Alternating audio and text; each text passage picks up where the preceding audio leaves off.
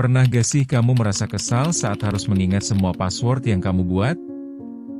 Setiap situs punya aturan sendiri. Ada yang panjang, ada yang campur huruf dan angka pula. Lantas, siapa yang mau repot-repot mencatatnya di buku catatan? Nah, inilah yang bikin fitur menyimpan password di browser itu jadi penolong yang cukup praktis, kan? Tapi, sebelum terlalu percaya, yuk kita dalami lebih jauh tentang bagaimana sebenarnya browser melakukan tugas mulia ini, tanpa bikin kamu tersesat.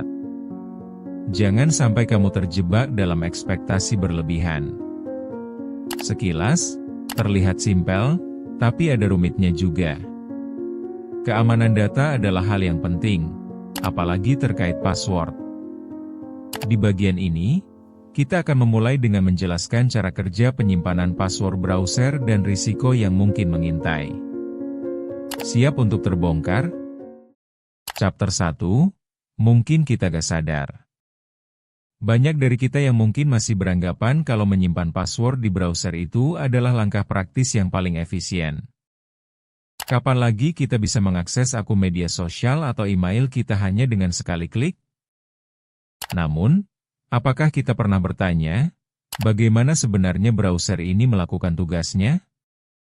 Ketika kamu menekan tombol, simpan password, saat itulah kisah perjalanan dimulai. Browser kamu, dengan segala kecanggihannya, menyimpan password dalam bentuk yang sudah terenkode. Tapi, satu pertanyaan besar hadir, apakah ini cukup aman? Berapa banyak dari kita yang sudah memikirkan adanya kemungkinan penyadapan atau kebocoran data? Perasaan nyaman yang kita rasakan bisa jadi sebuah ilusi. Setiap kali kamu akses sebuah situs dan memasukkan password, browser akan mengingatnya, menawarkan kemudahan di mulut, sementara bahaya mungkin mengintai dari balik layar. Biarpun password disimpan dalam format yang terenskripsi, jika sistem keamanan browsermu tercoreng, segala riwayat transaksinya dan data pribadimu bisa jadi berbahaya. Oleh karena itu, sangat penting untuk memahami semua ini sebelum kamu terjun dalam dunia penyimpanan password. Mari kita coba beranjak ke bab berikutnya untuk lebih menggali cara kerja ini secara rinci. Chapter 2, bagaimana penyimpanan bekerja? Kita akan mulai dengan cara kerja penyimpanan password di browser yang mungkin tidak pernah kita pikirkan sebelumnya. Setiap kali kamu membuat password dan memutuskan untuk menyimpannya, browser akan menggunakan algoritma enkripsi untuk melindungi informasi pribadimu. Alurnya mirip dengan penguncian, di mana hanya kamu yang memegang kuncinya bukan? Tapi buktinya, kadang itu semua gak cukup. Misalnya, saat kamu menggunakan Wi-Fi publik, itu seperti undangan terbuka bagi hacker untuk mengintip. Password yang kamu simpan jadi sangat rentan untuk dicuri.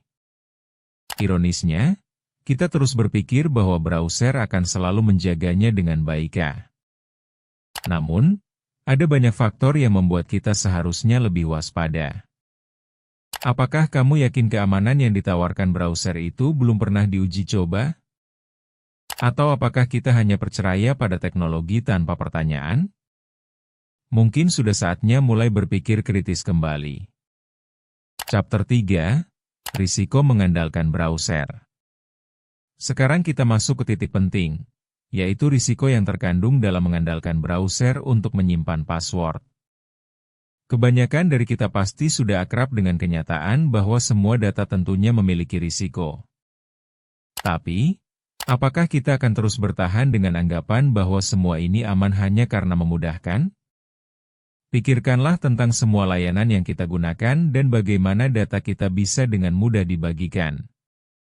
Privasi kita bisa terancam tanpa disadari, dan potensi akses ilegal terhadap informasi pribadi bisa terjadi hanya dalam hitungan detik. Dalam klien bisnis, misalnya, bisa jadi kamu mengelola password untuk banyak akun dengan cara ini. Apa jadinya jika semua jatuh ke tangan yang salah?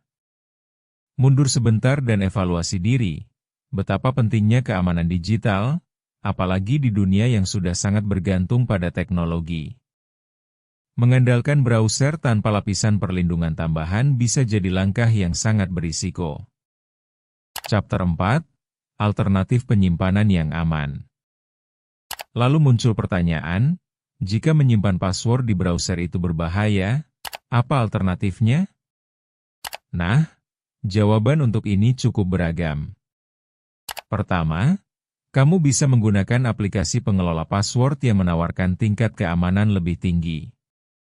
Aplikasi ini biasanya terenkripsi dan dibekali dengan fitur tambahan seperti pembatasan akses. Kedua, membuat catatan fisik sangat membantu untuk situasi darurat, meskipun disarankan untuk menyimpannya di tempat yang aman. Terakhir, pertimbangkan untuk menggunakan autentikasi dua faktor yang semakin banyak diterapkan.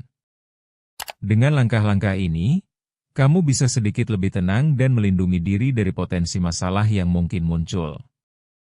Jika tidak dipikirkan dan disikapi dengan benar, kamu akan terjebak dalam pengabaian yang berbahaya. Mengingat ini adalah hal yang penting. Jangan anggap remeh jika kamu memiliki informasi rahasia di tanganmu. Chapter 5, Kesimpulan sebagai penutup. Sebagai penutup, perlu digaungkan sekali lagi bahwa menyimpan password memang menawarkan kemudahan, tetapi jangan tutup mata terhadap risiko yang menyertainya. Dunia digital sudah menjadi arena yang kompleks, di mana akses ke informasi bisa menjadi pedang bermata dua. Setiap keputusan yang kita ambil terkait data pribadi punya dampak jangka panjang. Jadi, mari kita lebih bijak dalam menggunakan fitur canggih ini. Belajar dari setiap informasi dan langkah yang kita ambil adalah kunci untuk menjaga keamanan data. Dengan memahami bagaimana browser berfungsi dan risiko di baliknya, kamu telah mengambil langkah pertama menuju perlindungan yang lebih baik. Jadi, ingat, setiap kali kamu berada di jalan pintas, pastikan ada pelindung di belakang. Jangan lupakan untuk subscribe Memoria untuk mendapatkan konten menarik lainnya. Karena setiap hal punya asal.